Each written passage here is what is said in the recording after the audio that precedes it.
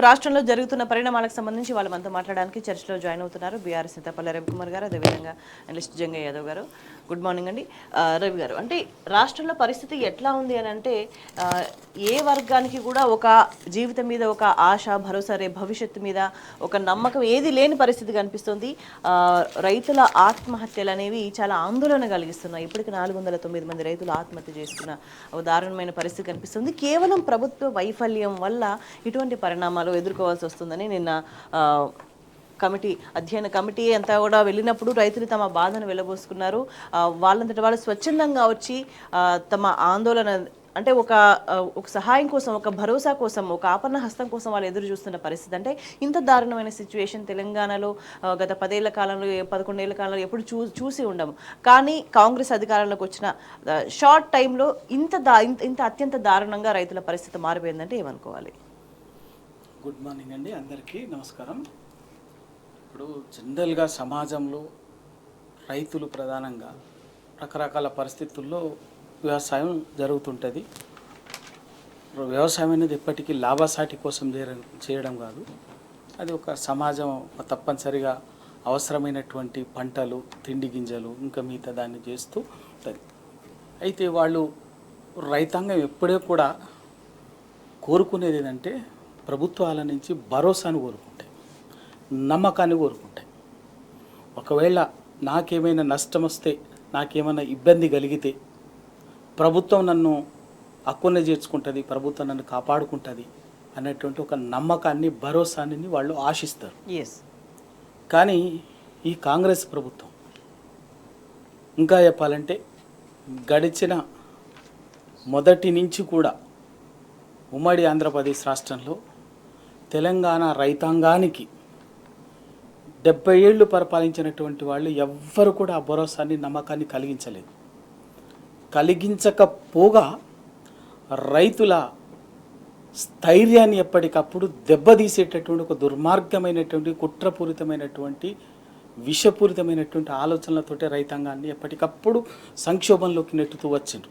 ఇప్పుడు కూడా మంచిగా ఉన్న వ్యవసాయాన్ని సంక్షోభంలోకి నెట్టేసిందనే ప్రతి ఒక్క రైతు మాట్లాడుతున్న పరిస్థితి. ఖచ్చితంగా, ఎందుకంటే సాగునీటి రంగమే ఇప్పుడు, ఎందుకంటే రైతులు అనేటివి ప్రధానంగా రైతాంగానికి వ్యవసాయం ప్రత్యక్షంగా ఉన్నప్పటికీ కూడా దానికి విద్యుత్ రంగము,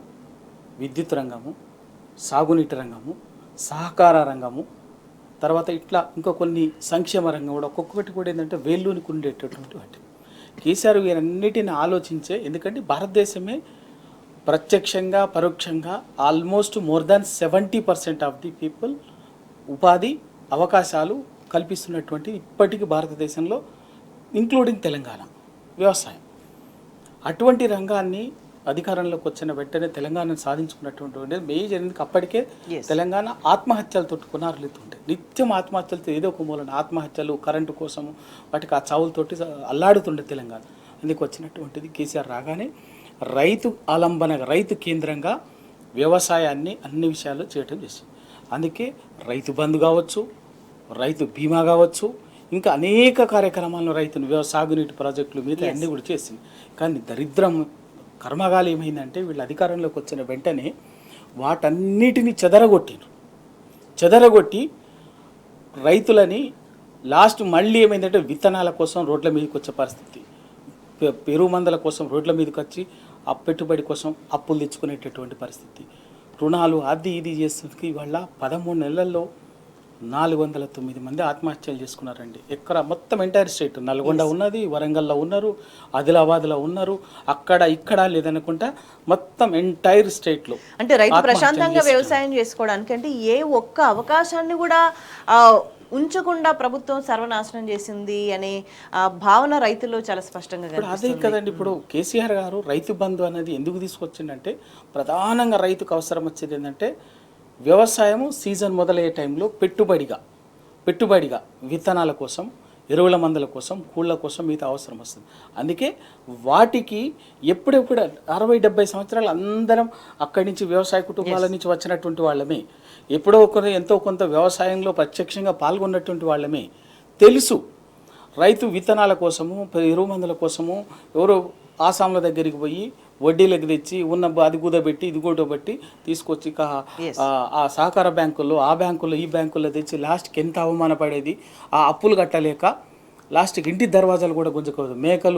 మేకలు గొర్రెలు బర్రెలు ఉన్నటువంటి పశువులను గుంజుకపోవడంతో పాటు ఆ బ్యాంకులు ఆఖరికి అవి సరిపోకపోతే ఇంటి దర్వాజాలు కూడా తీసుకుపోయేది. అంటే దర్వాజాలు ఎందుకు తీసుకుపోయేది అంటే ఆ కాలంలో తెలంగాణ కంటే ముందు ఏంటంటే వీటికి అవమానంగా ఫీల్ అయ్యాన్నా కూడా రైతు ఎక్కడ ఇంకో దగ్గర అప్పు తెచ్చి మా బ్యాంకు అప్పు తీరుస్తాడని మళ్ళీ సేమ్ అదే పరిస్థితి వచ్చింది. నిన్న ఆదిలాబాద్ జిల్లాలో గుడి హత్నూరులో ఆత్మహత్య చేసుకున్నటువంటి దయానంద్ సేమ్ ఇన్సిడెంట్.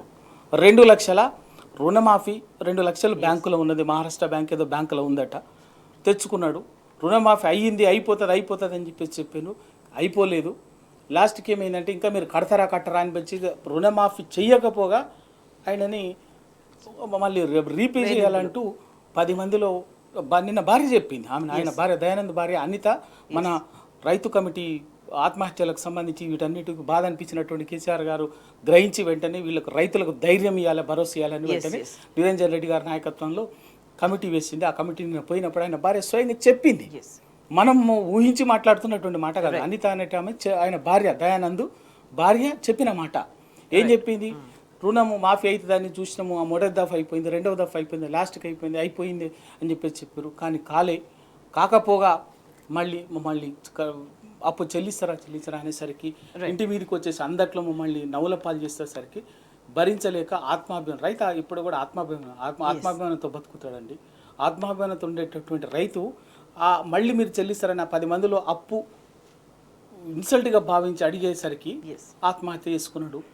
నిజంగా కూడా ఎంత అంటే అది చాలా సున్నితమైన అంశం. దీన్ని గ్రహించే కేసీఆర్ గారు తెలంగాణలో నేరుగా రైతులకు ఆ రైతు బంధు పెట్టుబడి ప్లస్ దానికి మిగతాదని చెప్పేసినటువంటి ఒక అద్భుతంగా దేశంలో ఎవ్వరు చేయనటువంటి సాహసాన్ని చేసి రైతు బంధు రైతు బీమాని పెట్టడం నేరుగా మిగతా కానీ వాళ్ళ దౌర్భాగ్యం ఏంటంటే వీళ్ళు చేసినటువంటి దానివల్ల ఇప్పటికీ 2 సీజన్లో వెళ్ళిపోయింది.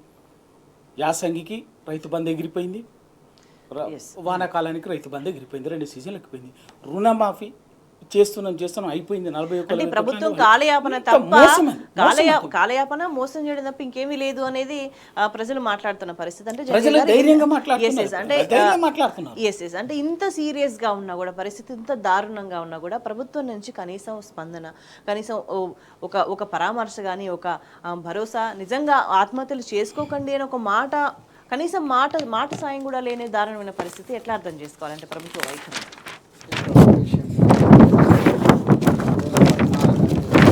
తెలంగాణ పరిస్థితులు, రైతుల యొక్క పరిస్థితులు కానీ అదేవిధంగా తెలంగాణ వచ్చిన తర్వాత వచ్చినటువంటి పరిస్థితులు తీసుకున్నట్లయితే గతంలో మనం 2014కు ముందు తెలంగాణ రాష్ట్రంలో దాదాపు 11% రైతు ఆత్మహత్యలు జరుగుతుండే.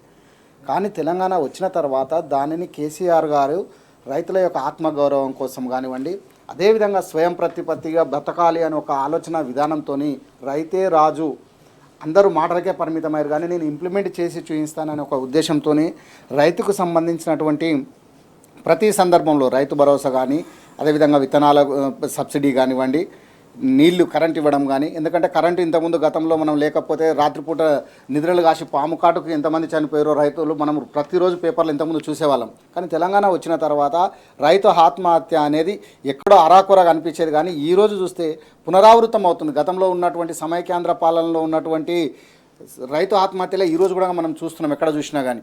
అంటే ఎప్పుడు కూడా ఈవెన్ ప్రధానమంత్రి నరేంద్ర మోడీ గారు కూడా దేశవ్యాప్తంగా రైతు ఆత్మహత్యలు జరుగుతున్నప్పటికీ కూడా తెలంగాణలో మాత్రం క్రమక్రమంగా తగ్గినాయని చెప్పేసి పార్లమెంట్ సాక్షిగా చెప్పడం జరిగింది.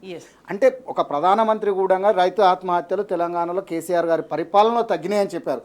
కానీ ఈరోజు ఆ మాట వెనక్కి తీసుకుంటున్నారేమో అనిపిస్తుంది. ఎందుకంటే ఈరోజు రేవంత్ రెడ్డి గారి పరిపాలన చూస్తుంటే ఎక్కడ కూడా ఏ పేపర్లో చూసినా, ఏ టీవీలో చూసినా, ఏ ఊర్లో గ్రామాన కూడా రైతులకు కనీసం 400 రోజుల్లో దాదాపు 409 అంటే రోజుకు ఒక ఆత్మహత్య రైతు చేసుకుంటే అది లెక్కల ప్రకారమే. అంటే సామాన్య ప్రజలు ఏం మాట్లాడుతున్నారని అంటే మీరేదో గొప్పగా చేస్తామని హామీలు ఇచ్చి అధికారంలోకి వచ్చింది, మీరు గొప్పగా చేయకపోయినా పర్లే, ఉన్నది ఉన్నట్టయినా ఉండనివ్వండి అంటే మీకు అది కూడా చేత కావట్లేదని మాట్లాడుతున్న సిచ్యువేషన్. అంటే అక్కడ రేవంత్ రెడ్డి గారు మాటలు మాత్రం అధికారం కోసము ఎన్నో మాటలు చెప్పారు, కానీ అధికారం చేజిక్కిన తర్వాత ఆ మాటలను దాటివేస్తూ ఎక్కడో విదేశాలలో వెళ్తూ మేము పర్యటనలు చేస్తున్నాము, మేము పెట్టుబడులు తెస్తున్నాం అంటారు, కానీ ఉన్నటువంటి వారిని కాపాడుకునేటువంటి పరిస్థితి లేదు. కనీసం వారు పర్యటనలో ఉన్నప్పుడు వీరికి మీరు అన్నట్టు పరామర్శ సరే అమ్మ పెట్టనా పెట్టదో అడక తిననీయదు అన్నట్టు ఎక్కడ కూడా తను సహాయం చేయకపోగా చేసినటువంటి వారికి లేదు, అంతకు మించి మేము 10,000 ఇస్తాం, మేము 15,000 ఇస్తామని చెప్పడము, కౌలు రైతులను ఆదుకుంటామనడము, అదేవిధంగా ఇట్లా ప్రతి ఒక్క వారిని కూడా మోసం చేయడానికి అందరూ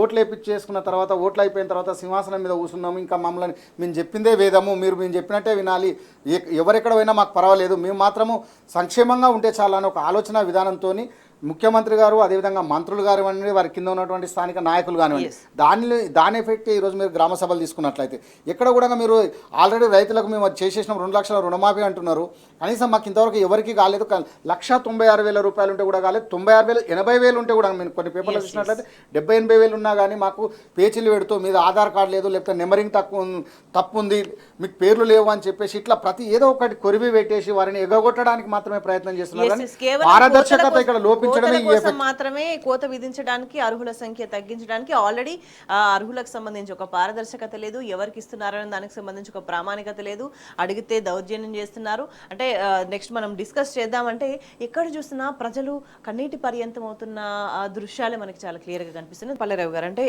గ్రామ సభల్లో ఎటువంటి పరిస్థితులు కనిపిస్తున్నాయని అంటే కన్నీటి పర్యంతం అవుతున్నారు, గోడు వెళ్ళబోసుకుంటారు, ఎక్కడ చూసినా మహిళలు కన్నీళ్ళు పెట్టుకునే దృశ్యాలే కనిపిస్తున్నాయి మనకి ఇక్కడ గమనించవచ్చు. అండ్ రోదిస్తున్న దృశ్యాలు కనిపిస్తున్నాయి. ఎక్కడ చూసినా కూడా ప్రజలు ఒక ఆందోళన పూరితమైన వాతావరణం మాత్రమే ఈ కాంగ్రెస్ ప్రభుత్వం క్రియేట్ చేసింది అనే విషయం చాలా స్పష్టంగా అర్థమవుతుందని అనుకోవాలి. ఎందుకంటే నిరసనలు ఏం చేయాలో అర్థం కాక నిరసన వ్యక్తం చేస్తున్నారు. తమకు తోచిన రూపంలో ఇక్కడ సెల్ టవర్ ఎక్కి నిరసన వ్యక్తం చేసే ప్రయత్నం చేసిండ్రు యువకులు, ప్రశ్నిస్తున్నారు, ఆగ్రహం వ్యక్తం చేస్తున్నారు, మా పేరు లిస్టులో ఎందుకు లేదని ఆందోళన చెందుతున్నారు. ఇన్ని పథకాలున్న ఏ ఒక్కదాని కూడా దాంట్లో కూడా పేరు లేకపోతే రేపు పరిస్థితి ఏంటి అని నిరాశకు లోనైపోతున్న పరిస్థితి సిచ్యువేషన్ చాలా క్లియర్గా కనిపిస్తుంది. అంటే ఎందుకు ఇట్లా వ్యవహరిస్తున్నారు, ఎందుకు పారదర్శకంగా ఉండట్లేదు, ఎందుకు పక్షపాత ధోరణితో ఉంటున్నారని క్వశ్చన్ చేస్తే మాత్రం దౌర్జన్యానికి దిగుతున్న పరిస్థితి. అది ప్రజాప్రతినిధుల, అపోజిషన్ సంబంధించిన ప్రజాప్రతినిధుల, ఇంకెవరైనా నేతలు సపోర్ట్ చేస్తున్నారా, స్థానిక నేతలు మాట్లాడుతున్నారని అనేది ఎవరు మాట్లాడుతున్నారనే పట్టలేదు, కానీ ఎవరు క్వశ్చన్ చేసినా వాళ్ళ మీద దౌర్జన్యం చేసే పరిస్థితులు కనిపిస్తున్నాయి. అంటే ఈ ప్రభుత్వం ఏం చేయదలుచుకుందని భావించాలి? ఇప్పుడు ఏం లేదండి, ప్రజలకి వీళ్ళు అబద్ధపు హామీలు ఇచ్చి, చేతగాని హామీలు ఇచ్చి ప్రజల్ని అధికారంలోకి వచ్చారు ఆశలు లేపి. ఇవాళ నిన్నటి ఇంతకాలం సంవత్సరం కాలంగా వచ్చే అధికారంలోకి వచ్చిన పెద్ద ప్రజాపాలన అని చెప్పేసి దాదాపు ఇక అన్నిటికీ ఏ పథకం కావాలో ఏం కావాలో మీరు వచ్చిన వాళ్ళ దరఖాస్తు చేసుకోండి అని చెప్పేసి పోయిన గడిచిన జనవరిలోనే తీసుకున్నారు అన్నీ. అప్పుడే దాదాపు 1 కోటి దరఖాస్తులు వచ్చినాయి. అవి ఏమైనా ఎవరిని తెలియదు. మళ్ళీ తర్వాత ఇంకేదో అని చెప్పేసి దానికని చెప్పారు, అది ఏమైనా తెలియదు. మళ్ళీ వాళ్ళ కొత్తగా దరఖాస్తులని ఇదని చెప్పేసి మళ్ళీ ఏదో చెప్పారు. ఆ దరఖాస్తులు అడుగుతున్నటువంటి వాళ్ళు పోయి మళ్ళీ ఇళ్లలో పోయి ఆడ గ్రామ సభల్లో లిస్టులు చదువుతున్నారు. ప్రజలకు కడుపు మండింది. వెనక్కి ఎవ్వరు లేరు. ప్రజలకు కడుపు మండింది, బాధితులే. ఏంది అసలు మీ కథ ఏంది, మీరు ఎన్నిసార్లు దరఖాస్తు చేయాలి, ఏం చేయాలి, ఏంది అసలు మీరు ఏం చేస్తున్నారు, ఏంది ఇచ్చిన హామీ ఏంది, మీరు చెప్పింది ఏంది ఎన్నికల ముందు, ఇవాళ చేస్తున్నారు. దరఖాస్తు ఇమ్మని చెప్పిన ప్రతిసారి కూడా పనులన్నీ మానుకొని వస్తున్నాం, ఎన్నిసార్లు ఇవ్వాలి అని చెప్పేసి మళ్ళీ మీకు ఒక దరఖాస్తు ఇవ్వటానికి వాళ్ళకు మనం ఎంత చెప్పినా కూడా పరోక్షంగా వాళ్ళు ఆ రోజు పని చెడిపోతుంది. ఒకటి కనిపించకుండా పరోక్షంగా ఒక 40-50 రూపాయలు ఖర్చు అవుతుంది వానికి. కొన్ని దగ్గరలో 100 రూపాయలు కూడా అవుతుంది పట్టణ ప్రాంతాలు. వాళ్ళని ఎన్నిసార్లు దరఖాస్తు తీసుకుంటాం? ఇప్పటికీ సంవత్సర కాలంలో చేసింది ఏమీ లేదు. సంవత్సర కాలం 13 నెలల్లో ఏమీ లేదు. కానీ మీరు చెప్పింది మాత్రం ఎన్నికలకు ముందు అధికారంలో డిసెంబర్ 7వ తారీఖు వస్తాము, రాంగనకు వచ్చాము, ఎగ్జిబిషన్ గ్రౌండ్కి వచ్చేసి ఇది ఎల్బీ స్టేడియంకి వచ్చి ప్రమాణ స్వీకారం దగ్గరనే మీరు పెన్షన్ తీసుకపోండి, ఉద్యోగం తీసుకపోండి, ఇక మీకు రైతు భరోసా తీసుకపోండి, 15 ఏది మొత్తం ఆడనే వచ్చి మొత్తం ఆడ కౌంటర్ పెడతాం. ఎల్బీ స్టేడియంలో ప్రమాణ స్వీకారంతో పాటు ఆడ కౌంటర్ ఉంటుంది, మీకు అన్నీ వచ్చేస్తాయని చెప్పారు. బ్రహ్మలు కల్పించి ఆశ పెట్టారు, మోసం చేశారు. కానీ ఇవాళ ఇప్పటికి 13 నెలలుగా ఏ ఒక్క కొత్త స్కీమ్ కూడా చేయలేదు. ఏ ఒక్కటి మోసం చెప్పే అన్ని అబద్ధం. 13 హామీలు కాదు కదా, ఒక్కటి కూడా అమలు చేయలేదు. వీటితో పాటు ప్రజల ఈ ఆందోళనని ఆగ్రహాన్ని కూడా పూర్తి స్థాయిలో కప్పిపుచ్చే ప్రయత్నం చేసింది ప్రభుత్వం అని చెప్పొచ్చు. అంటే మనకి ఇక్కడ డీటెయిల్గా మనకి ఇక్కడ లిస్ట్ కనిపిస్తుంది. అంటే గ్రామ సభలు ప్రతిరోజు ఇక్కడ తప్ప ఇంకెక్కడ ఈ వార్తలు రాని పరిస్థితి. ప్రతి జిల్లాల వారీగా ఎక్కడెక్కడ ఆందోళనలు జరిగినాయనే దానికి సంబంధించి ఇది ఇన్ డీటెయిల్ లిస్ట్. అంటే ఇన్ని చోట్ల ఆందోళన జరుగుతున్నా, ప్రజలు ఆగ్రహం వ్యక్తం చేస్తున్నా, ఏం చేస్తున్నా ఇదంతా కూడా బయటపడకూడదు, ప్రపంచానికి తెలియకూడదు అని అనుకున్నంత మాత్రాన సరిపోతుంది రవి గారు? మేనేజ్ చేసినంత మాత్రాన ఇవి కప్పిపుచ్చడానికి ఒక్కొక్క గ్రామ సభ 10-15 మంది పోలీసుల పహారాలు నడుస్తుంది. ఒక ఎంఆర్ఓ, ఒక ఎండిఓ, ఒక అగ్రికల్చర్ ఆఫీసరు, టీంతో పాటు టీం ఒక 10 మంది అధికారులు ఉంటే, మొత్తంగా టీం ఒక 10 మంది ఉంటే ఓ 10-15 మంది పోలీసులు ఉంటారు, ఎస్ఐలు సిఐలు అని ఉంటారు.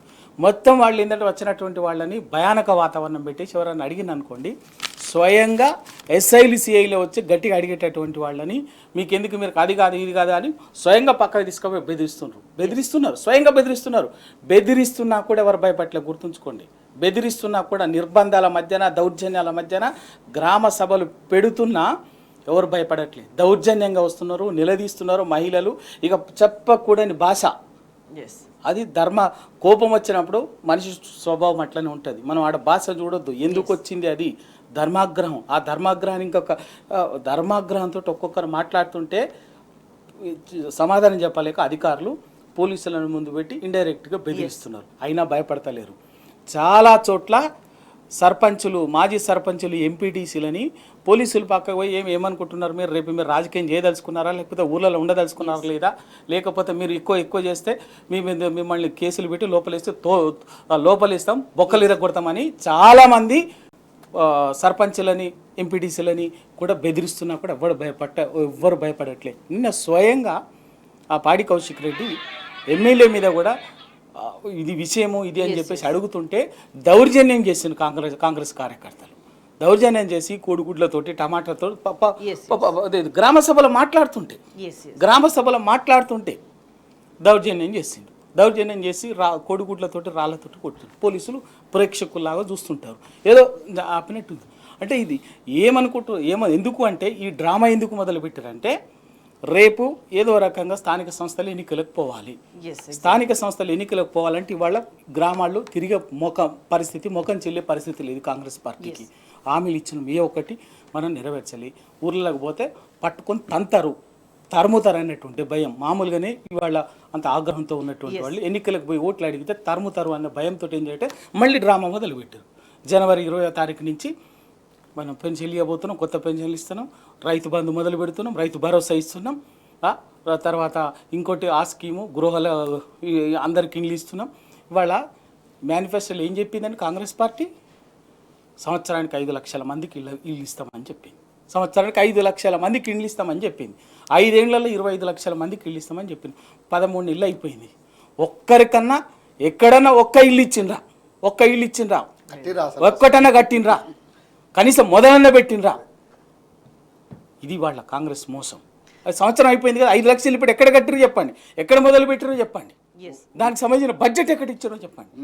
కనీసం ఇచ్చినట్టు ఆల్రెడీ అప్పటికే పూర్తి చేసినటువంటి డబల్ బెడ్రూమ్లకి 3 రంగుల కలర్లు వేసుకొని ప్రజల్ని మభ్యపెట్టి మోసం చేయటము. ఇంకోటిది ఆల్రెడీ హైదరాబాద్లో మూసి బాధితులని బెదిరిస్తే ఆ బాధితులు ప్రభుత్వ యంత్రాంగాన్ని వీళ్ళని తరిమితే ఏదో మేము డబుల్ బెడ్రూమ్ ఇస్తామని చెప్పేసి కలర్ వేసి ఇచ్చినా కూడా 90% మంది తిరస్కరించారు. నాకేంది, నేను కష్టపడి కట్టుకున్నటువంటి ఇల్లుని, నా చెమట రక్తంతో కట్టుకున్నటువంటి ఇల్లును కూల్చి నువ్వెవడు నాకు డబుల్ బెడ్రూమ్ ఇచ్చేది, పేదోడికి ఇవ్వమని చెప్పేసి ముఖం మీద ముఖ్యమంత్రి పేరు చెప్పి నీకు సిగ్గునాదరా అని చెప్పేసి, ముఖ్యమంత్రి నేను ఆ మాట వాడకూడదు, నీకు సిగ్గున్నదా ముఖ్యమంత్రి అని ఇంక పెద్ద పెద్ద మాటలు మాట్లాడి మహిళలు మాట్లాడినటువంటి సందర్భాన్ని చూసినాం. అది వీళ్ళ పరిస్థితి. ఇవాళ ప్రజలకి మీరు ఏ హామీ ఇచ్చిరో వాటిని నెరవేర్చండి. వీళ్ళు ఎంతమంది ఉసురు పోసుకుంటారు? రైతులు ఉసురు పోసుకుంటారు, హైడ్రా పేరు మీద పేదోడిది మధ్యతరగతోడు ఉసురు పోసుకుంటారు, నిరుద్యోగులు ఉసురు పోసుకుంటారు. కేసీఆర్ గారు 10 ఏళ్లలో 2,04,000 ఉద్యోగాలు ఇస్తే ఒక్క ఉద్యోగం ఇవ్వలేదు. ఒక్క ఉద్యోగాలు మీకు చెప్పి విషయాన్ని నింపి ఇవాళ ఆ నిరుద్యోగులని రోడ్డు మీద పడేస్తారు. అంతకుముందు ఉన్నటువంటి 50,000 ఉద్యోగాలనే నా అపాయింట్మెంట్ లెటర్స్ ఇచ్చి మేము ఇచ్చినామని చెప్పి సిగ్గు లేకుండా చెప్తుంది. సంవత్సర కాలంలో ఏం చెప్పిండు ముఖ్యమంత్రి గారు? మొదటి అసెంబ్లీలోనే డిసెంబర్ 31వ తేదీ కల్లా సంవత్సరంలోగా డిసెంబర్ 31 డేట్ చెప్పిండు ఆయన. 2 లక్షల ఉద్యోగాలు భర్తీ చేస్తే పూచి నాది అని చెప్పిండు. 2 లక్షల ఉద్యోగాలు భర్తీ చేసుడు కదా, నోటిఫికేషన్లు వేసుడు కాదు కదా, కనీసం వాటిని గుర్తించలే ఈ రోజు వరకు. ఎక్కడని ఖాళీలు ఏది కాలే. ప్రజలకు అర్థమైపోయింది వాళ్ళు, నేను చెప్తున్నాను కదా, సంవత్సర కాలంలో 2 లక్షల ఉద్యోగాలు ఇచ్చుడు కాదు కదా, ఈ 5 ఏళ్ల కాలంలో కూడా 2 లక్షల ఉద్యోగాలు వెళ్ళారు వాళ్ళు. ఇవ్వరు మోసం చేయటము. మళ్ళీ నిరుద్యోగులను అన్ని వర్గాలను మోసం చేసినట్టే. ఇప్పుడు సబ్బన వర్గాలను మోసం చేసిండ్రు, వంచన చేసిండ్రు. అది ప్రజలు గ్రహించిండ్రు, తిరగబడుతున్నారు. కాబట్టి దాన్ని డైవర్ట్ చేయడం కోసం, తెలివిగా డైవర్ట్ చేయడం కోసము మళ్ళీ ఇప్పుడు గ్రామ సభలు ఇది అది అని చెప్పేసి మాట్లాడుతున్నారు. ఏదో దావోసు, పెట్టుబడులు, కొత్త ప్రచారం పెడుతుంది. ఏం లేనట్టు, ఎప్పుడు రానట్టు ఇదే తెలంగాణకు. అరే ఇవాళ గడిచిన 10 ఏళ్లలో హైదరాబాద్ ఒక తలమానికంగా ఉంది, ఒక సాఫ్ట్వేర్కి, మిగతా అది ఆ పెట్టుబడులకి ఈ పెట్టుబడులకు అద్భుతంగా ఒక మంచి తీసుకొచ్చి అభివృద్ధి చేసినట్టుంది. 10 లక్షల మందికి ప్రైవేట్ రంగంలో 10 లక్షల మందికి ఉద్యోగాలు సృష్టించినటువంటి, ఉద్యోగ అవకాశాలు కల్పించినటువంటి రాష్ట్రం తెలంగాణ. ఏదో పెట్టుబడి ప్రజలు మోసం చేయరు, వాళ్ళకి క్లారిటీ ఉంది. కాంగ్రెస్ నాయకులకు క్లారిటీ ఉన్నది, ముఖ్యమంత్రి గారికి క్లారిటీ ఉంది. మేము ప్రజల్ని మోసం చెయ్యాలే, చేస్తాం, మేము మోసం చేస్తాం అని చెప్పేసి వాళ్ళ క్లారిటీ ఉంది. ఈ స్థాయిలో ప్రజల్ని ఇబ్బంది పెడుతున్నా కూడా మనం సమాధానం చెప్పాల్సిన అవసరం లేదు, జవాబుదారీగా ఉండాల్సిన అవసరం లేదు అన్న ఒక వ్యవహార శైలిలో ప్రభుత్వం వెళ్తా వచ్చిందంటే దాన్ని అనగదొక్కి ప్రజల్ని ఇబ్బంది పెడతా, మాట్లాడకుండా చేసి, క్వశ్చన్ చేయకుండా చేసి ఉంటే ఎట్లా ఉంటుంది పరిస్థితి అనేది గ్రామ సభల్లో ప్రజలు రుచి చూపించిన సిచ్యువేషన్ కనిపిస్తుంది. అంటే ప్రభుత్వ వైఖరి ఇట్లానే కొనసాగితే అంటే దీని ఇంపాక్ట్ ఎట్లా ఉండబోతుందని భావించాలి? గ్రామ సభల్లో కనిపించిన ప్రభావం ఎట్లా ఉండబోతుంది ప్రభుత్వం మీద? గ్రామ సభల్లో అండి ఇప్పుడు ఎందుకంటే దాదాపు రేవంత్ రెడ్డి గారు ఇచ్చినటువంటి మేనిఫెస్టోలో కానీ, వారు ఇచ్చినటువంటి ఎలక్షన్లో ఉన్నటువంటి హామీలు కానీ ఏనాడు కూడా ఇప్పటి వరకు వీళ్ళు ప్రజల్లో పోకుండా, ఎంతసేపు మీ సేవల్లో మీరు అప్లై చేసుకోండి, ప్రజాపాలనలో మీరు అప్లికేషన్లు పెట్టుకోండి, అదేవిధంగా మీరు ఎక్కడైతే చేస్తున్నారో ప్రజాపాలన కాకుండా కులగణన సర్వే చేశారు 4 నెలల కింద, అక్కడ ఇవ్వండి మీ డీటెయిల్స్ అని చెప్పారు. ఈరోజు వచ్చి గ్రామ సభలు అంటే సంవత్సర కాల వ్యవధిలోనే 4 సార్లు ఎక్కడ కూడా, ఎందుకంటే మీరు మీ సేవ అనుకోండి, ప్రజాపాలన కానివ్వండి, కులగణన కానివ్వండి, ఈరోజు గ్రామ సభలు 4 సార్లు ఒకే ఇల్లు కోసం. అంటే ఒక రేషన్ కార్డు ఈరోజు కొత్తగా పెట్టినటువంటిది ఏంటంటే రేషన్ కార్డుల కోసం అని చెప్పేసి ఒకటి, ఇందిరమ్మ ఇండ్ల కోసము, రైతు భరోసా, అదేవిధంగా ఆత్మీయ భరోసా అని చెప్పి మీరు ఆత్మీయంగా ఎవరిని పలకరించిన పాపన పోలే. ఇంకా మీరు భరోసా ఎక్కడికి వెళ్ళి ఇస్తున్నారు? భరోసానే ఇవ్వలేకపోతున్నారు. మీరు ఎక్కడ సహాయ సహకారాలు అందిస్తారు? ఎక్కడ సంక్షేమం కోసం పాటుపడతారు? మా అభివృద్ధి కోసం ఎక్కడ పాటుపడ్డారు? కనీసం ఉన్నటువంటిది కూడా, ఉన్నటువంటి చిన్న అరకొర ఇండ్లు కూడా మీరు గుంజేసుకున్నారు. పట్టణాలలో, గ్రామాలలో ఉన్నటువంటి మీరు పరిస్థితులను మీరు అర్థం చేసుకుంటలేరు. కనీసం వృద్ధులకు పెన్షన్ వస్తలేదు, వికలాంగులను విస్మరించారు, కళ్యాణ లక్ష్మి లేదు, మాకు ఇచ్చినటువంటి ఏది కూడా మాకు అందలేదు అని చెప్పి గ్రామాలలో ఖచ్చితంగా అధికారులు రావడం వలన వారి యొక్క కోపోద్రిక్తులైనటువంటి ప్రజలు తిరగబడడం వలన ఈరోజు పోలీస్ పహారాలు ప్రతి గ్రామాన ఏ ఒక్క గ్రామ సభ కూడా పోలీసు వారు లేకుండా స్వచ్ఛందంగా గ్రామ సభ అంటే గ్రామంలో ఉన్నటువంటి వారు మాత్రమే వారి యొక్క బాధలు చెప్పుకోవడానికి ఉన్నటువంటి సందర్భము.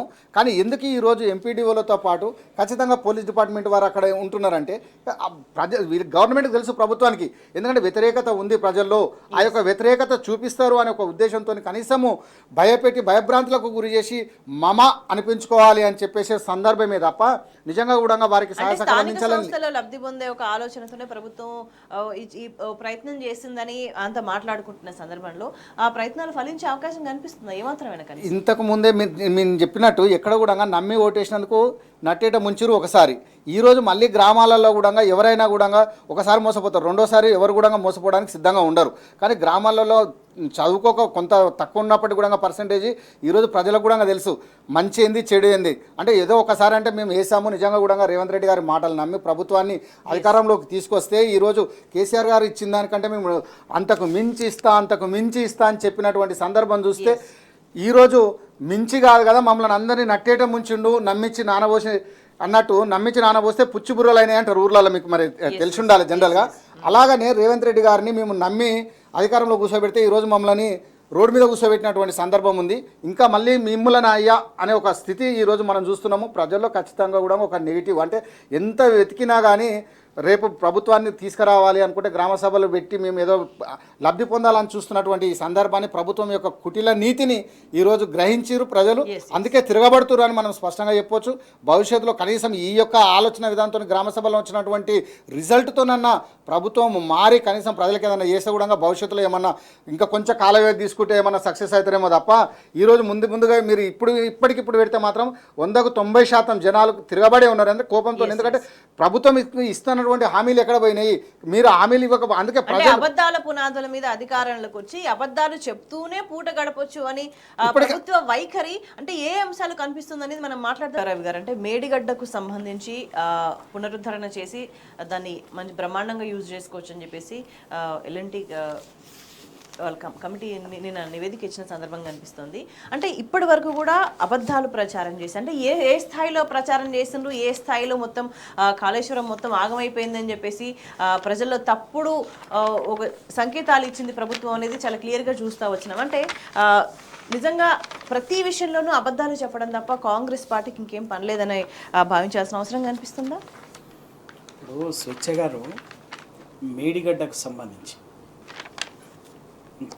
చాలా స్పష్టంగా మొదటి నుంచి బీఆర్ఎస్ పార్టీ చెప్తుంది. మేడిగడ్డ 2-3 పిల్లర్లు చిన్న కుంగుబాటు వచ్చింది నిజం. దానికి 1,00,000 కారణాలు ఉంటాయి. ఎందుకంటే అది గోదావరి తీరం అంతా కూడా బొగ్గుగని ప్రాంతం. భూగర్భంలో ఎప్పటికైనా రకరకాల అప్పటికప్పుడు జరిగే పరిణామాలలో మార్పుల వల్ల కొన్ని సమస్యలు వస్తుంటాయి, అది ఉత్పన్నమవుతాయి. దాని పరిష్కారం వేరు. దాన్ని మేడిగడ్డ 3 పిల్లల కుంగుబాటును చూపించి మొత్తం ప్రాజెక్టే కాళేశ్వరం ప్రాజెక్ట్ అయిపోయింది, గంగలో కలిసిపోయింది, ప్రాజెక్ట్ అయిపోయింది, ఒక విషపూరితమైన దుర్మార్గమైనటువంటి ప్రచారాన్ని నింపింది. దాని కొందరు బుద్ధిజీవులు అనేటటువంటి వాళ్ళు కూడా బాధాకరమైన విషయం ఏంటంటే వీళ్ళ రాజకీయాల కోసం కాంగ్రెస్ పార్టీ బీజేపీ చేసినటువంటి దుర్మార్గమైన రాజకీయాల కోసం తెలంగాణ ప్రయోజనాలను బలిపెట్టడం చేసే ఒక రాజకీయ కుట్రకి కొంత బుద్ధిజీవులు అనేటటువంటి వాళ్ళు కూడా గొంతు కలపడమే ఇక్కడ బాధాకరమైన విషయం. ఆ రోజు నుంచి చెప్తున్నాం, ఇప్పుడు చెప్తున్నాం. కాళేశ్వరం ప్రాజెక్ట్ అనేది ఎప్పటికీ తెలంగాణకి వరప్రదాయిని. ఆ కాళేశ్వరం ప్రాజెక్టు యొక్క గొప్పతనం, దాని ఆవశ్యకత, దాని వెనుక ఉన్నటువంటిది ఏ ఆర్ద్రత ఉందో వీళ్ళకి తెలియదు. దాని వెనుక ఏ రైతు గోసకు పరిష్కారం ఉందో వీళ్ళకు తెలియదు.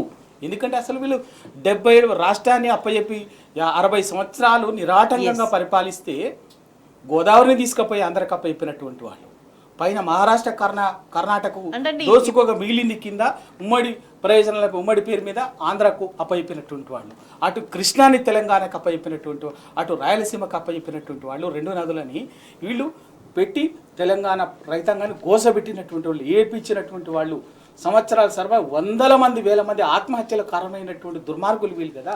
వాటన్నిటికీ పరిష్కారంగానే కేసీఆర్ కాళేశ్వరం తీసుకొచ్చింది, కాళేశ్వరం రూపకల్పన చేసింది. మళ్ళీ నేను ఆ ప్రాజెక్ట్ డీటెయిల్స్లోకి పోను.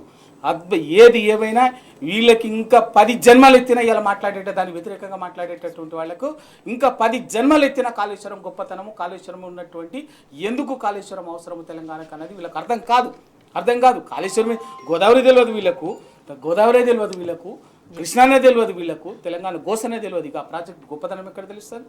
ప్రేమ ఉండాలి, మనసుతోటి అన్నీ చట్టము రాజ్యాంగము పుస్తకాలు చదువుకొని నిబంధనలు చదివితే రాదు. మనసు పెట్టుకోవాలి, ప్రేమ ఉండాలి, రైతు పట్ల కన్సర్న్ ఉండాలి, ఉంటుంది దాని అర్థమవుతుంది. అటువంటిది ఇవాళ ఉంటుంది, లోపం ఉండొచ్చు, కొంచెం ఉంది. అది ఆ రోజు నుంచి చెప్తాను, సరిదిద్దేది అని చెప్పేసి, సరిదిద్దగలిగేది అని చెప్పేసి చెప్తాను. కానీ ఇదిగా మొత్తం 1,00,000 కోట్లు అసలు ఖర్చు పెట్టింది 96,000 కోట్లు అయితే ఈ రోజు వరకు 1,00,000 కోట్లు తిన్నారు, 1,00,000 కోట్లు తిన్నారని చెప్పేసి మాట్లాడినటువంటి వాళ్ళు దుర్మార్గులు వీళ్ళు. బాధ్యత లేదు. ఇవాళ ఎందుకు జరుగుతున్నారంటే ఇవాళ ఈ ప్రాజెక్టుని కాళేశ్వరం ప్రాజెక్టుని మేడిగడ్డను చూపించి కాళేశ్వరం ప్రాజెక్టుని ఖతం చేస్తే, ప్రజలు విషం నింపితే ఈ నీళ్ళని యథేచ్ఛగా ఆంధ్ర పోలవరం పేరు మీద ఆంధ్ర చంద్రబాబు నాయుడుకు ఆంధ్ర ప్రయోజనాలకి కిందికి అటువంటి ప్రయత్నాలే జరుగుతున్నా ప్రభుత్వ వ్యవహార శైలి ఎట్లా ఉంది? అటువంటి ప్రయత్నాలు జరుగుతున్నా కూడా అంటే వనరుల దోపిడీ, నీటిని తరలించుకుపోయే కుట్ర ఏ విధంగా చూసినా తెలంగాణ వనరులు తెలంగాణకు చెందకుండా ఎటువంటి కుట్రలు చేసినా ప్రభుత్వం మౌనంగా ఉంటుందనేదే చాలా స్పష్టంగా కనిపిస్తుంది. మౌనంగా ఉన్నా బాగుండేది. దానికి ప్రత్యామ్నాయంగా చేసినటువంటి దాన్ని ఉన్న వ్యవస్థల్ని కుట్రపూరితంగా నిర్వీర్యం చేస్తున్నారు. ఇలా కాళేశ్వరం అదే మనమే ఇల్లు ఉండదు, ఇల్లు నిర్మాణం చేసుకుంటాం, ఒక సాంకేతికంగా సమస్య వస్తుంది, సరిదిద్దుకోమా? ఆ లోపాన్ని టెక్నికల్గా వచ్చినటువంటి సమస్యని సరిదిద్దుకుంటాం కదా. ఓ పిల్లల దగ్గర కుంగుబాటు వచ్చినా, లేకపోతే ఓ గోడ క్రాక్ వచ్చినా, లేకపోతే ఇంకేదైనా వచ్చినా కూడా సరిదిద్దుకుంటాం. అంతేగాని ఆ ఇంటిని గులగొట్టుకుంటామా? లేదా ఆ ఇంటికి నా ఇంటి నిర్మాణంలో నేనే కుంభకోణం చేసి దాన్ని నేను పక్కకేసుకున్నట్ట మాట్లాడేటటువంటి వాళ్ళు, బాధ్యత లేనటువంటి వాళ్ళు, విజ్ఞత లేనటువంటి వాళ్ళు నోటికి ఏ మాట అయినా మాట్లాడతారు. ఇవాళ ఎందుకు చెప్పండి, 70 సంవత్సరాల కృష్ణానది మీద ప్రతి ప్రాజెక్టు, తెలంగాణకు సంబంధించినటువంటి ప్రతి ప్రాజెక్టు ఎందుకు పెండింగ్ ప్రాజెక్టుగా మిగిలిపోయింది? గోదావరి మీద ప్రతిదీ గోదావరి నది మీద ఉన్నటువంటి తెలంగాణ ప్రాజెక్టు ఎందుకు అసంపూర్ణంగా మిగిలిపోయింది? ఎందుకు పూర్తి చేయలే? మీరు హక్కు లేనటువంటి ఇవాళ గోదావరి జలాల్లో తెలంగాణకు 960 టీఎంసీల నికర జలాల కేటాయింపు జలాలు ఉన్నాయి, ట్రిబ్యునల్ కేటాయించింది. ఆంధ్రాకు 514 మాత్రమే టీఎంసీలు ఉన్నది.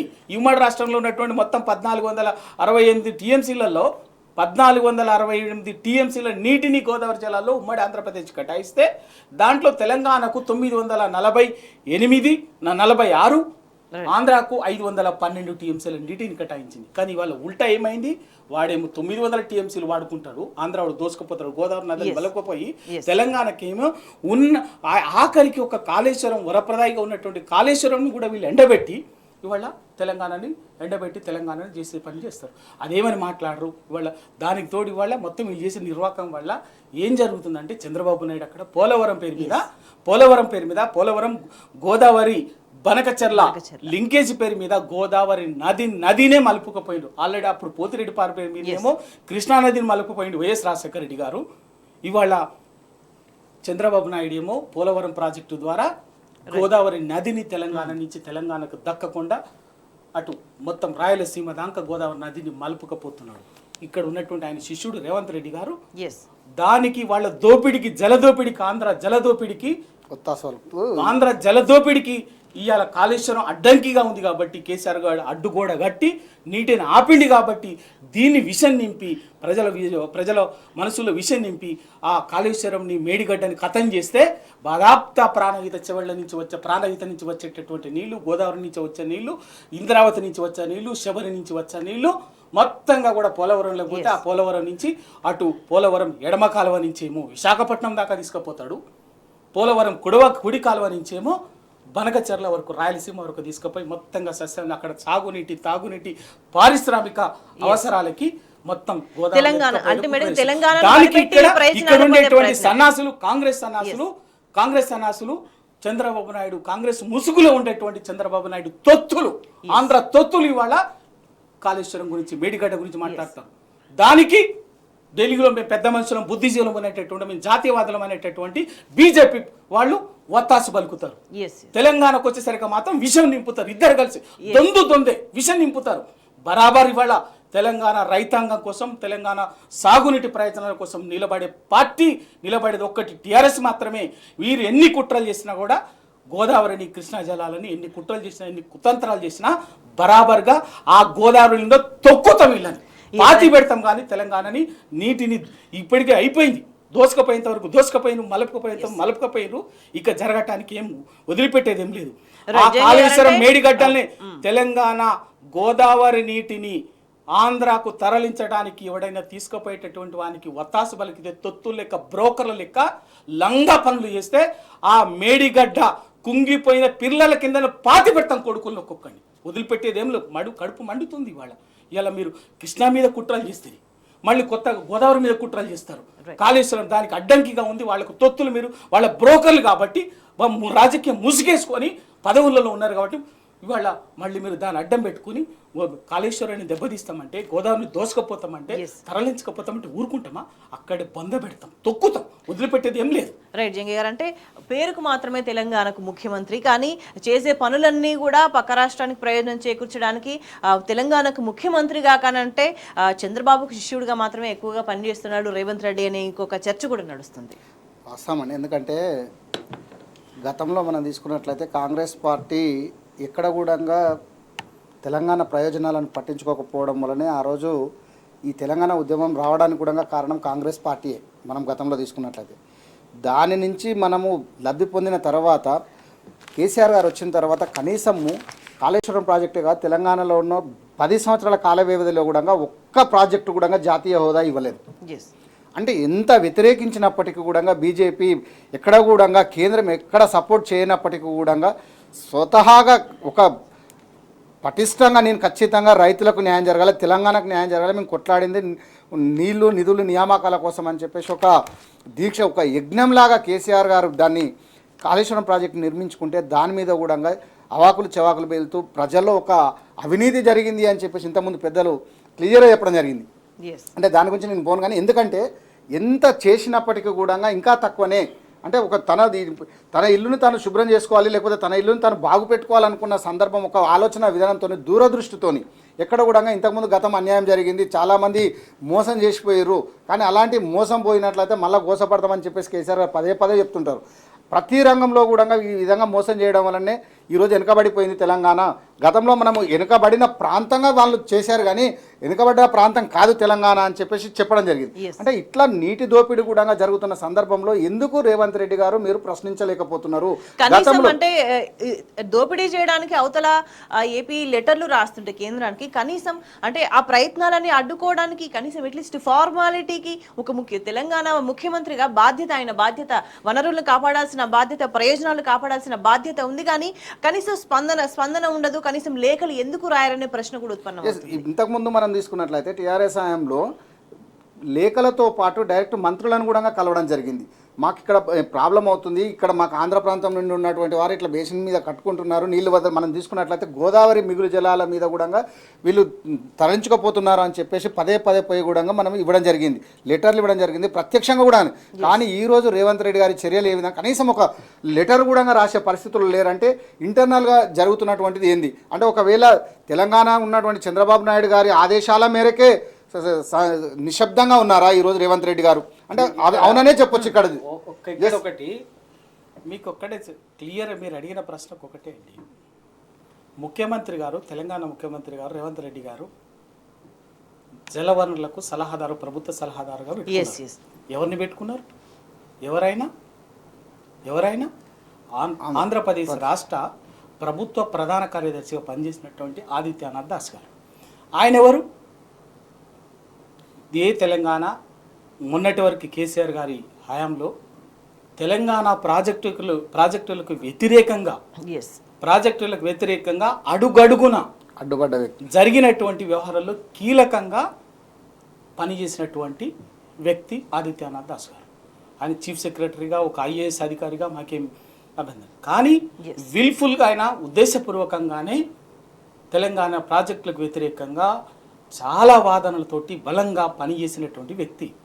దాన్ని ఆఖరికి కోర్టు ఆయనకు 3 నెలల జైలు శిక్ష వేసిందండి. కోర్టు ఆయనకు 3 నెలల జైలు శిక్ష వేసింది. ఒక చీఫ్ సెక్రటరీ స్థాయి అధికారికి కోర్టు ఒక 3 నెలల జైలు శిక్ష వేసిందంటే ఆయన అటువంటి వ్యక్తిని తీసుకొచ్చి ఇవాళ తెలంగాణ రాష్ట్ర ప్రభుత్వానికి సాగునీటి వ్యవహారాల సలహాదారుగా, అడ్వైజర్గా పెట్టుకుంటే ఆయన ఎవరి ప్రయోజనాల కోసం పనిచేస్తాడంటే తెలంగాణ సెక్రటరీలో కూర్చొని ఎవరి ప్రయోజనాల కోసం పనిచేస్తాడు? ఆంధ్ర ప్రయోజనాల కోసం తెలంగాణకు వ్యతిరేకంగా తెలంగాణ సెక్రటరీలో కూర్చొని కుట్రలు చేస్తాడు. జరుగుతున్నది అది. ఆ రోజు ఆయన ఏ వాదనలు ఆంధ్రప్రదేశ్ సెక్రటరీలో కూర్చొని చీఫ్ సెక్రటరీగా ఏ వాదనలు విలిపించిండో, దేనికోసం కొట్లాడిండో, ఇవాళ గోదావరి నీటిని ఎట్లా ఆంధ్రాకి తీసుకుపోవాలి తెలంగాణ ప్రయోజనాలకు యుద్ధంగా అని చెప్పేసి ఆ రోజు అక్కడ కూర్చొని చేస్తాడు. ఇవాళ తెలంగాణ సెక్రటరీలో కూర్చొని చేస్తాడు. ఆ రోజు కృష్ణా జలాలకు వ్యతిరేకంగా, కృష్ణా ప్రాజెక్టులు తెలంగాణకు ఉద్దేశించినటువంటి తెలంగాణ ప్రాజెక్టులకు వ్యతిరేకంగా అప్పుడు అధికారంలో పదవిలో ఉన్నంత వరకు అక్కడ ఆంధ్రప్రదేశ్ సెక్రటరీలో కూర్చొని పనిచేసిండు. ఇవాళ తెలంగాణ సెక్రటరీలో కూర్చొని కుట్రలు చేస్తున్నాడు. అంటే మీరు మీ సలహాదారునే ఎవరిని పెట్టుకోవాలో ఎవరు పెట్టుకోవడం ద్వారానో మీరు తెలంగాణ సాగునీటి ప్రాజెక్టులకు సంబంధించి తెలంగాణ కృష్ణా గోదావరి జలాల్లో తెలంగాణ ప్రయోజనాల కోసము ఎటువంటి దృక్పథంతో ఉన్నారో, మీ మానసిక స్థితి ఏందో ముఖ్యమంత్రి గారు చెప్పకనే చెప్పారు ఆదిత్యనాథ్ దాస్ గారిని. అండ్ ఈ చర్యలకు సంబంధించి ఈ చర్యల గురించి చర్చించకుండా కూడా ఇతర అంశాల మీద అటెన్షన్ డైవర్ట్ చేసే ప్రయత్నం జరుగుతుందని భావించాల్సిన అవసరం ఉందా? 100% నిజం. ఇవాళ తెలంగాణ సమాజం తెలంగాణ ప్రేమతో ఉన్నటువంటి వాళ్ళు, ఉద్యమం నుంచి వచ్చినటువంటి పార్టీ టీఆర్ఎస్ పార్టీ ఉద్యమం నుంచి వచ్చినటువంటి పార్టీ, నాయకత్వం ఉద్యమం నుంచి ఎదిగి వచ్చినటువంటి వాళ్ళం. మాలాంటి వాళ్ళం కూడా వాళ్ళ టీఆర్ఎస్ పార్టీలో ఉన్నప్పటికీ కూడా తెలంగాణ ఉద్యమంతో ఎదిగి వచ్చినటువంటి వాళ్ళం. మాకు ఇప్పటికి కూడా ఏముంటుంది, తెలంగాణ ప్రయోజనం తప్ప వేరే ఇంకా మాకేముండదు. తెలంగాణకి నష్టం జరుగుతుందంటే తల్లడిల్లేటటువంటి వాళ్ళం. మా పార్టీ తెలంగాణ నష్టం జరుగుతుందంటే తల్లడితే, మా నాయకుడు తల్లడితే మాకు కూడా ఉంటుంది, అవాదం ఉంటుంది. వీళ్ళకి ఎందుకు ఉంటుంది? వీళ్ళు తెలంగాణ ప్రయోజనాలని ఆంధ్ర నాయకుల మోకాళ్ళ దగ్గర పెట్టి, వాళ్ళ కాళ్ళ దగ్గర పెట్టి వీళ్ళు రాజకీయ పదవులు, రాజకీయ ప్రాపకం పొందినటువంటి వాళ్ళు కదా. వీళ్ళకు తెలంగాణ ప్రయోజనాల తాకట్టు, వీళ్ళు తెలంగాణ ప్రయోజనాలు వాళ్ళ దగ్గర తాకట్టు పెడితేనే వీళ్ళకు రాజకీయ ప్రయోజనాలు వనగూరుతాయి. కాబట్టి వీళ్ళు ఎప్పటికీ జీవితకాలంలో అదే పని చేస్తారు. జీవితకాలంలో తెలంగాణ ప్రయోజనాలను బలిపెట్టడమే తప్ప, వాళ్ళ రాజకీయ స్వార్థం కోసం తెలంగాణ ప్రయోజనాలు బలిపెట్టడం తప్ప, తెలంగాణ ప్రజలు ఉసురు పోసుకోవడం తప్ప, తెలంగాణను ఎప్పటికీ తాకట్టు పెట్టి గోస పెట్టడం తప్ప వీళ్లకు తెలంగాణ కోసం పనిచేయటం కానీ, తెలంగాణ కోసం కొట్లాడటం కానీ ఈ కాంగ్రెస్ నాయకులకు, వీళ్లకు, చంద్రబాబు నాయుడు తొత్తులకు వీళ్ళకి ఎప్పటికీ ఉండదు. అది ఇవాళ ఇప్పుడిప్పుడే తెలంగాణ సమాజం కూడా క్షుణ్ణంగా గ్రహిస్తున్నది. గ్రహించి అయ్యో పొరపాటు చేసినాం కదా, ఈ మోసగాళ్ళ మాటలు విని, ఈ వంచకుల మాటలు విని మేము మోసపోయినాం కదా, గోసపడుతున్నాం కదా. ఈ అటెన్షన్ డైవర్షన్ వెనక తెలంగాణకి నష్టం జరిగే అత్యంత దారుణమైన విధ్వంసం చేసే ప్రయత్నం అనేది చాలా స్పష్టంగా కనిపిస్తుంది. మనం మరింత వివరంగా మాట్లాడు జంగయ్య యాదవ్ గారు. అంటే ఎటువంటి అబద్ధాలు చెప్తుంది ప్రభుత్వం అంటే, పెట్టుబడులకు సంబంధించి ప్రధానంగా అండ్ ఉద్యోగాల కల్పనకు సంబంధించి గతంలో ఎప్పుడూ లేని విధంగా పెద్ద స్థాయిలో పెట్టుబడులు తీసుకొచ్చినాము, ఉద్యోగాలు కల్పిస్తామని. అంటే ఆల్రెడీ లాస్ట్ ఇయర్ చేసుకున్న ఒప్పందాలకు సంబంధించి కావచ్చు, నిజంగా ఒక్క ఉద్యోగం కూడా క్రియేట్ కాని పరిస్థితి. కానీ మళ్ళీ పదే అవే అబద్ధాలు చెప్తున్న సిచ్యువేషన్ ఎట్లా అర్థం చేసుకోవాలి? అంటే ఇంకా ఈ అబద్ధాలు చెప్పడం తప్ప ఇంకొక మార్గం లేదా ప్రభుత్వానికి? పని చేసేవాడు మామూలుగా అయితే చెప్పరు, మాటలు చెప్పేవారు పని చేయరు. అంటే మన సామెత మురిగే కుక్క కరవదు, కరిసే కుక్క మురగదు అన్నట్టు. నిజంగా కూడా మీరు పెట్టుబడులు తెస్తున్నారు అంటే శాంతియుత వాతావరణం ఉంటేనే ఎవరైనా పెట్టుబడులు పెట్టడానికి రాష్ట్రానికి ఇన్వెస్టర్లు, పెట్టుబడిదారులు వస్తారు. నిజంగా కూడా ఆ శాంతి భద్రతలు మన తెలంగాణ రాష్ట్రంలో ఈరోజు ఉన్నాయా? అదొక పెద్ద ప్రశ్న అయిపోయింది. మీరు చూస్తూనే ఉన్నాం ప్రతిరోజు మనం నిత్యము ఎక్కడ ఏదో ఒక చోట ఈ అశాంతి వాతావరణమే కనిపిస్తుంది. అలాంటిది పెట్టుబడులు మేము తీసుకొస్తున్నాము, పెట్టుబడులు తెస్తున్నాము అంటున్నారు. కానీ పెట్టుబడుల కంటే మీరు తేవడానికి ముందు తెలంగాణ యొక్క ఇమేజ్ని గత ప్రభుత్వం మనం తీసుకున్నట్లయితే 10 సంవత్సరాల కాల వ్యవధిలో అట్టడుగున ఉన్నటువంటి దాన్ని దేశంలోనే, ప్రపంచంలోనే ఒక అగ్రభాగాన నిలబెట్టినటువంటి సందర్భం మనం చూసాం. ఎందుకంటే కేసీఆర్ గారి విజన్ కానివ్వండి, కేటీఆర్ గారి యొక్క ఆలోచన, నిర్ణయాలు.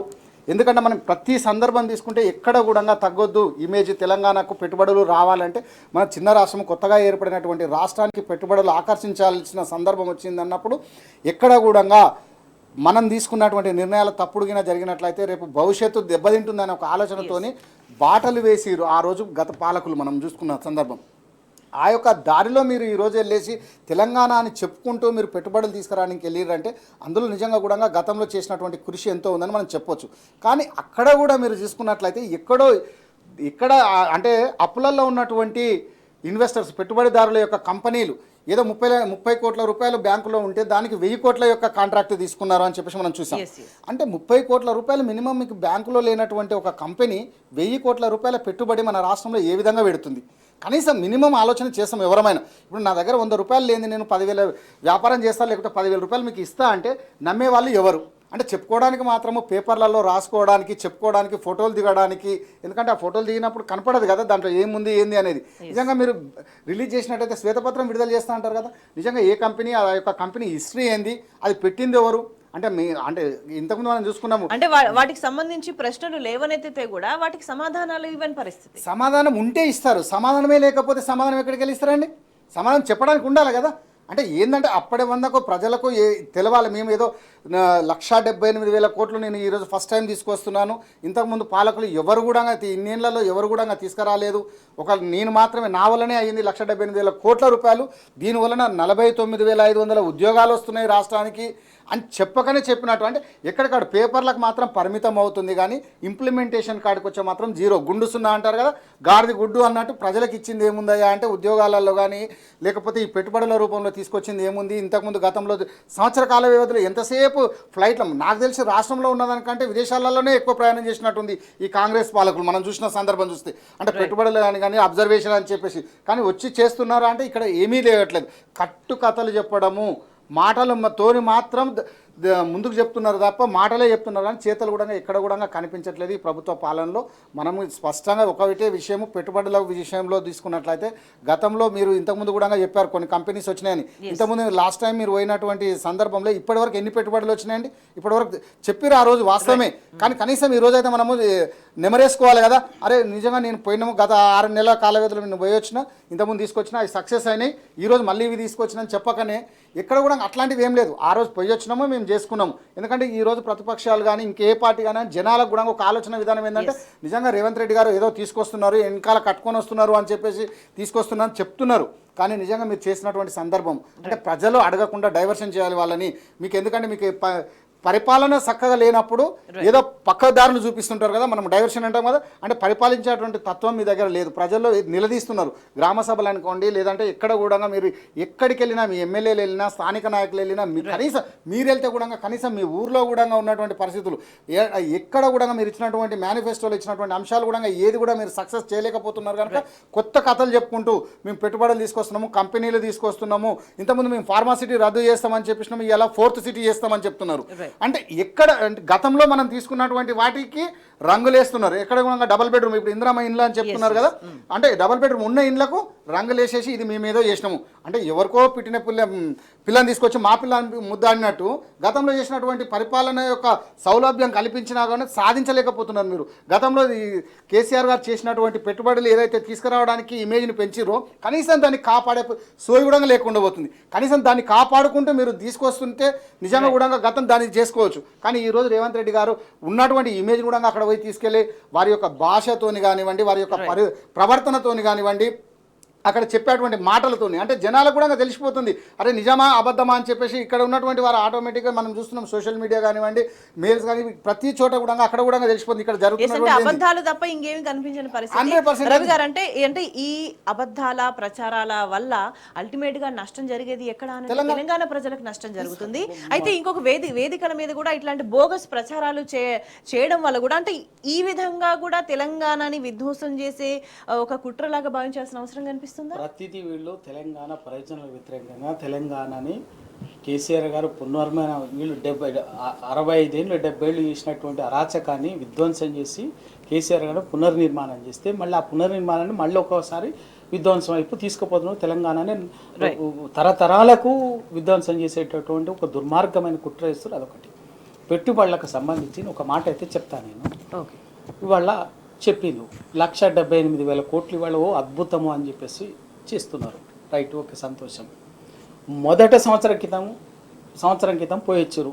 అప్పుడు రేవంత్ రెడ్డి గారు డిప్యూటీ సీఎం బట్టి విక్రమార్క గారు పోయారు, 40,000 కోట్లు వచ్చినాయని చెప్పారు. మరి ఇప్పుడు అవి ఏ పార్టీకి ఇక్కడ రిలీజ్ అయ్యో దాని మీద వేరంగా చెప్పాలి ఎంతవరకు. అప్పుడే ఉదరగొట్టిరు, ఇప్పటివరకు వాటి దిక్కు దివానా లేదు. ఒకటి. 1,78,000 కోట్లు ఇవాళ వస్తున్నాయని చెప్పేసి దాంట్లో మొట్టమొదటిగా అసలు మెగా సంస్థతోటి ఒప్పందం పెట్టుకోవటానికి దావోసుకు పోవాలన్నా ఈడ ఆల్రెడీ ప్రజలు గ్రహిస్తున్నారు. మీ ఈస్ట్ ఇండియా కంపెనీ అన్నటువంటి మోసాన్ని మీరు మెగా కంపెనీకి ప్రతిదీ తాకట్టు పెట్టి మీరు అప్పనంగా కాంట్రాక్ట్లు అప్పచెప్తారని ఇవాళ తెలంగాణ ప్రజలు, ఇవాళ తెలంగాణ బుద్ధిజీవులే బీఆర్ఎస్ పార్టీ మిమ్మల్ని అందరినీ కూడా మిమ్మల్ని నిలదీస్తున్నది. ఇక్కడ అదేదో యూరోపో లేకపోతే ఇంకెక్కడో అమెరికా కంపెనీ అన్నట్టు విదేశీ పెట్టుబడులకి ఇప్పుడు పోయింది ఎందుకని విదేశీ పెట్టుబడులు ఆకర్షించడం కోసం. మరి మెగా కంపెనీ ఏమన్నా విదేశీ కంపెనీ? ఇక్కడ ప్రజలను దోసుకుంటున్న కంపెనీగా మరి ఆ కంపెనీకి తోటి ఒప్పందం కుదుర్చుకోవడానికి ఇక్కడనే బాధ్యత చేసుకుంటామా అంటే ప్రజలు మీ మోసాన్ని గ్రహిస్తారని అక్కడికి పోయి ఒప్పందం చేసుకోవాలా మెగా కంపెనీ తోటి. ఒకటి. రెండవది మీరు అమెజాన్ కంపెనీ అన్నారు. 1,78,000 కోట్లలో అమెజాన్ కంపెనీ 60,000 కోట్లతోటి డేటా సెంటర్ పెడుతుందని చెప్పేసి చెప్పారు. కనీసం బుద్ధి జ్ఞానం ఉన్నోడెవడైనా కనీసం దాన్ని నమ్ముతాడా? ఆల్రెడీ అమెజాన్ అనేటువంటిది ఇవాళ దేశంలో హైదరాబాద్లో కేటీఆర్ గారి చొరవతోటి Amazon outside the America హైదరాబాద్లో ది బిగ్గెస్ట్ క్యాంపస్ని 2020 సంవత్సరం కంటే ముందే ఆల్రెడీ ఆపరేషన్స్ స్టార్ట్ చేసింది. ఆ రోజే ఏది మన ఇక్కడ హైదరాబాద్లో దాదాపు 49 ఎకరాల స్థలాన్ని అమీర్ఖాన్పేట ఇలా ఉంటుంది. దానికి అప్పటి ప్రభుత్వం కూడా స్థలం ఇచ్చింది. ఆ రోజు కేటీఆర్ గారే, ముఖ్యమంత్రి కేసీఆర్ గారే ఇచ్చిండ్రు. ఆ రోజే అమెజాన్ చెప్పింది భవిష్యత్తులో మేము సెకండ్ విస్తరణలో భాగంగా హైదరాబాద్లో ది బిగ్గెస్ట్ డేటా సెంటర్ని హైదరాబాద్లో పెడుతున్నామని చెప్పేసి ఆ రోజే ప్రకటించింది. అది ఎవరు సాధించినట్టు, ఎవరు తెచ్చినట్టు? ఇవాళ మీరు ఇవాళ మేము సాధించిన గొప్పతనం అని చెప్పేసి అమెరికాకు పోయి చెప్పుకుంటారు. ఆల్రెడీ ఇక్కడ దాని కార్యక్రమాలు స్టార్ట్ అయినది, దానికి సంబంధించినటువంటి యాక్టివిటీ స్టార్ట్ అయింది. అమెజాన్ డేటా సెంటర్ని విస్తరణలో భాగంగా నెంబర్ 1 అద్భుతమైనటువంటి డేటా సెంటర్ని ఏర్పాటు చేస్తామని ఆ సంస్థ 2020లోనే ప్రకటించింది. అట్లా వీళ్ళు చేసే అన్నీ కూడా బోగసు, ఇవన్నీ కూడా అవుతాయి. కేవలం వీళ్ళు చేస్తున్నటువంటి మోసాన్ని, వీళ్ళు నిరుద్యోగులకు ఇక్కడ సంవత్సర కాలంలో ఇస్తామన్నటువంటి 2 లక్షల ఉద్యోగాల్ని ఇవ్వకుండా మోసం చేసినాం. దాన్ని నిరుద్యోగులు తంతరని డైవర్ట్ చేయడం కోసమే ఇవాళ 1,78,000 కోట్ల పెట్టుబడులు తెస్తున్నాం. దాంతో 50,000 ఉద్యోగాలు వస్తాయని చెప్పేసి ప్రజల్ని నిరుద్యోగుల్ని భ్రమలు కల్పించేటటువంటి ఒక దుర్మార్గు కుట్ర, పనికి మళ్ళీ రాజకీయాలు చేస్తారు. అంటే ప్రభుత్వ అబద్ధాలకి ఒక ప్రజల నుంచి ఒక రియాక్షన్ గ్రామ సభల్లో ఎట్లయితే కనిపించిందో రాబోయే రోజుల్లో అన్ని వర్గాల నుంచి కూడా అట్లానే కనిపించే అవకాశాలు కనిపిస్తున్నాయా? ఖచ్చితంగా అండి. ఆల్రెడీ ఇప్పటికే ప్రజలు స్వచ్ఛందంగా ఎక్కడికక్కడ వీళ్ళని తరమడం స్టార్ట్ అయింది. మనం స్వయంగా ఇక్కడ హైడ్రా బాధితులు కానీ, మూసీ ప్రక్షాళన పేరు మీద ఇండ్ల గుడిన బాధితులు కానీ బాజాప్తా ధైర్యం తరిమిండ్రు. వాళ్ళ గ్రామ సభల్లో మొన్నటి వరకు ఏమన్నారు? మూసీ బాధితులు, హైదరాబాద్ ఇక్కడే అనుకున్నారు. ఇవాళ గ్రామ సభల్లో ధైర్యంగా ప్రజలు స్వచ్ఛందంగా వీళ్ళని అధికారులు నిలదీసిండ్రు. ఎప్పటికప్పుడు ప్రశ్నిస్తూ నిన్న ఎవరు భయపడలే. విద్యార్థులు, రైతులు, మహిళలు, ఒంటరి మహిళలు ధైర్యంగా, మామూలు ముసలోళ్ళు కూడా, వృద్ధులు కూడా వచ్చేసి నాకు 2,000 పెన్షన్ కాదు వస్తుంది చెప్పినా కదా, నాకు నా భార్యకి ఇద్దరికి ఇస్తున్నావు కదా, ఏమైందని చెప్పేసి 4,000 చేస్తామన్నారు కదా, పెన్షన్ ఏమైందని బాజాప్తా వచ్చేసి అడిగిండ్రు. పోలీసులు వచ్చి ఆ వృద్ధులని, మహిళల్ని పక్కకు జరుపుతున్నా కూడా అరే మీరు పక్కకు జరగండి, ప్రభుత్వానికి గుణపాఠం చెప్పాలి అనేదానికి తెలంగాణలో ఆల్మోస్ట్ అన్ని వర్గాల ప్రజలు కూడా ఎదురు చూస్తున్న సిచ్యువేషన్ చాలా స్పష్టంగా కనిపిస్తుంది. ఖచ్చితంగా భవిష్యత్తులో ఇంకింత వీళ్ళు ప్రజల ఆగ్రహాన్ని చూస్తారు. దాన్ని డైవర్ట్ చేయడం కోసం ఇప్పుడు దావోసు 1,70,000 కోట్ల పెట్టుబడులని, ఇంకోటి అని, రేపు మార్చి నుంచి, రేపు 26వ తారీఖు నుంచి రైతు భరోసా అని 12,000 అని, ఇవన్నీ కుట్రలే. అన్నిటికీ సమాధానం తప్పనిసరిగా ఉంటాయి. చర్చలో పాల్గొన్న రవి గారికి, జంగయ్య గారికి ధన్యవాదాలు.